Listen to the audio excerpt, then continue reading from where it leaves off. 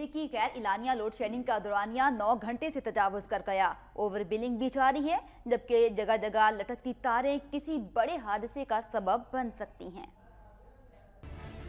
بہاولپور کی تحصیلوں احمد پور، شرکیہ، مبارک پور اور گردونواح میں میپکو کے افسران کی لاپرواہی اور غفلت کی وجہ سے محلوں اور بازاروں میں ٹیڑھے بجلی کے پول اور جھولتی تاروں نے شہریوں کی زندگیوں کو خطرے میں ڈال دیا ہے۔ گلی اور محلوں کے اندر جو ہے کافی تاریں لٹک رہی ہیں، میٹر ایسے لگے ہوئے ہیں، 20 میٹر ایک کھمبے پہ لگے ہوئے ہیں، 7 ننگی تاریں ہیں، بچے گزرتے ہیں، ہاتھ لگاتے ہیں۔ 6 گھنٹے کی لوڈ شیڈنگ کہہ رہے ہیں اور 10 گھنٹے کی لوڈ شیڈنگ کر رہے ہیں اور اوور ریڈنگ بل بھیج رہے ہیں۔ اگر بل صحیح کروانے جائیں تو الٹا کہتے ہیں جی آپ کا میٹر خراب ہے۔ ٹرانسفارمر ٹرالیوں کو روڈ پر کھڑا کرنے سے ٹریفک جام رہنا بھی معمول بن چکا ہے۔ حکومت کی جانب سے سسٹم کو اپ گریڈ کرنے کے لیے مہیا کیے جانے والے فنڈ مبینہ طور پر خرد برد کر لیے جاتے ہیں، جس کی وجہ سے میپکو کا حفاظتی نظام ناکارہ ہوتا جا رہا ہے۔ دوسری جانب لائن لاسز پورے کرنے کے لیے علاقے میں لوڈ شیڈنگ کا دورانیہ 9 گھنٹے تک کر دیا گیا۔ اہل علاقہ نے مطالبہ کیا ہے کہ علاقے میں بجلی کی تاروں کے مسئلے کو حل کیا جائے، جبکہ غیر اعلانیہ لوڈ شیڈنگ بھی ختم کی جائے۔